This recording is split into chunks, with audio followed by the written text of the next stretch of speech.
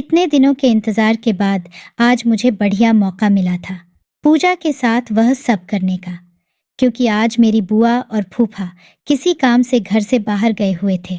मैंने कहा, पूजा चलो हम दोनों जल्दी से कर लेते हैं, क्योंकि शाम को घर के सभी लोग वापस आ जाएंगे। भाई लोग, पूजा मेरी बुआ की लड़की है, वह मुझे बहुत अच्छी लगती है। मैंने आज से पहले यह सब कभी नहीं किया था। यह मौका आज मुझे मिला था पूजा के साथ करने का। पूजा भी करने की बहुत शौकीन थी। जब मैंने पहली बार पूजा के साथ करने के लिए पूछा था तो उसने मुझे मना कर दिया था। उस दिन जब वह मेरे यहाँ घूमने आई थी, मुझे अकेले करते हुए देख ली थी। शाम को सभी लोग खाना खा रहे थे। खाना खाने के बाद मैं थोड़ी देर के लिए छत पर घूमने चला गया। पीछे से पूजा भी वहाँ आ गई। वह मुझसे बोली, और राहुल क्या कर रहे हो? मैंने कहा, तो क्या हुआ, हम कौन सा कुछ गलत काम कर रहे हैं?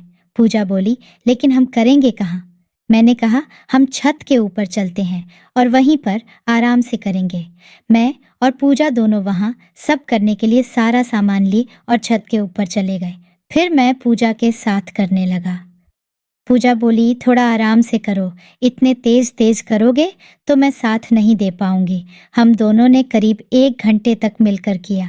तुम्हारे साथ करके बहुत मज़ा आया। मैंने कहा, पिंकी, जो मज़ा तुम्हें आज आया है वह तुम बहुत पहले ले सकती थी, अगर उस दिन तुम मेरी बात मान लेती। तो पिंकी बोली, हाँ राहुल, उस दिन मैंने तुम्हारी बात ना मानकर गलती कर दी थी। मैं रोज़ तुम्हारे साथ वो सब करूँगी। शाम के 6 बज रहे थे। बुआ और फूफा घर आ गए थे, क्योंकि हम दोनों यह सब घर के सभी लोगों से छुपाकर करते थे। यह सब करने का आइडिया मुझे किसी और ने नहीं बल्कि मेरी मम्मी ने दिया था। उस दिन जब पूजा पहली बार में मेरे घर आई थी तो कुछ दिनों तक मेरे घर पर रुकी दोपहर का समय था। मैं अपने कमरे में अकेले वह सब कर रहा था। मैं दरवाज़ा बंद करना भूल गया। तभी पूजा अचानक से मेरे कमरे में आ गई। मैंने जल्दी जल्दी अपना वह सब छुपाने लगा। पूजा बोली, अरे छुपा क्यों रहे हो? मैंने कहा, पहले तुम बाहर जाओ। तो वह बोली, नहीं, मुझे वो देखना है। मैंने कहा, मुझे यह सब अकेले में करना बहुत अच्छा लगता है। पूजा बोली, अरे तो हम कुछ गलत थोड़ी कर रहे हैं। अगर तुम कहो तो मैं भी तुम्हारे साथ करूं तो तुम्हें और भी मज़ा आएगा। मैंने सोचा, ये आज पूजा को क्या हो गया है? ये आज मेरे साथ करने के लिए इतनी उतावली क्यों हो रही है? मैंने कहा, अच्छा अभी तुम बाहर चली जाओ, मैं थोड़ी देर में तुम बात करता हूँ, फिर हम वह सब करने के बारे में बात करेंगे। वह बाहर चली गई। मैंने सोचा, वही बात तो सही कह रही थी। अगर वह भी मेरे साथ मिलकर करेगी तो और भी मज़ा आएगा। लेकिन जब तक मम्मी पापा घर में है, पूजा के साथ नहीं कर पाऊंगा। शाम को हम लोग खाना खा रहे थे। पूजा मेरे सामने बैठी थी। मैंने उसे इशारे में छत पर आने को कहा।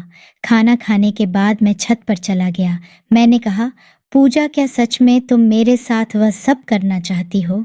मुझे यह सब करने का बहुत मन करता है। रात को जब सब लोग सो जाएंगे तब धीरे से मेरे कमरे में आ जाना, फिर देखता हूँ। रात को मैं अपने कमरे में पूजा के आने का इंतज़ार कर रहा था। धीरे धीरे रात के 2 बज गए। मैंने सोचा शायद वो भूल गई, फिर मैं सो गया। सुबह मैं देर से उठा, बाहर आया तो देखा मम्मी पापा सामान बैग में पैक कर रहे हैं। मैंने कहा, क्या हुआ मम्मी, ये सामान कहाँ ले जा रही हो? तो मम्मी बोली, जल्दी से तैयार हो जाओ, हम लोग अमरनाथ की यात्रा पर जा रहे हैं। मैंने कहा, अचानक से यात्रा पर? तो वह बोली, हाँ, हमने मन्नत मांगी थी, एक बस जा रही है तो हम भी उसी में जाएंगे। मैंने सोचा यही सही मौका है पूजा के साथ वह सब करने का, लेकिन कोई बहाना करके हमें घर पर ही रुकना होगा। मैंने कहा, मम्मी तुम और पापा चले जाओ, मैं यहीं घर पर ही रुकूंगा, क्योंकि घर पर भी तो एक आदमी का होना ज़रूरी है। फिर मम्मी बोली, ठीक है, लेकिन फिर पूजा भी तेरे साथ रुकेगी, क्योंकि तुम अकेले रहोगे। मैंने कहा, ठीक है। मैं मन ही मन बहुत खुश हो रहा था कि अब तो मैं और पूजा घर में अकेले रहेंगे, बहुत मज़ा आएगा। फिर मम्मी पापा यात्रा पर चले गए। पूजा मुझे देखकर मुस्कुरा रही थी। शायद वो भी इस बात से बहुत खुश थी। मैंने कहा, अब क्या करने का प्लान है? पूजा बोली, प्लान क्या है? चलो अंदर चलते हैं, फिर वह सब करना शुरू करते हैं। फिर मैं उसको अंदर कमरे में ले गया। हमने अंदर से कुंडी लगाई और फिर जमकर किया। थोड़ी देर बाद पिंकी बोली, राहुल, तुम्हारे साथ ऐसा लग रहा है कि जैसे मैं जन्नत की सैर कर रही हूँ। मैंने कहा, अभी कहाँ पिंकी, जब हमारे पास पैसा आएगा तब और भी मज़ा आएगा। मैं और पूजा अंदर कमरे में हद्दाई का काम करते थे। इस कहानी के सभी पात्र और घटनाएं काल्पनिक हैं। इसका किसी की जिंदगी, धर्म, समुदाय से कोई संबंध नहीं है। अगर इसका किसी की जिंदगी से मेल होता है तो यह एक संयोग माना जाएगा। हमारा मकसद किसी की भावनाओं को ठेस पहुंचाना बिल्कुल नहीं है। धन्यवाद।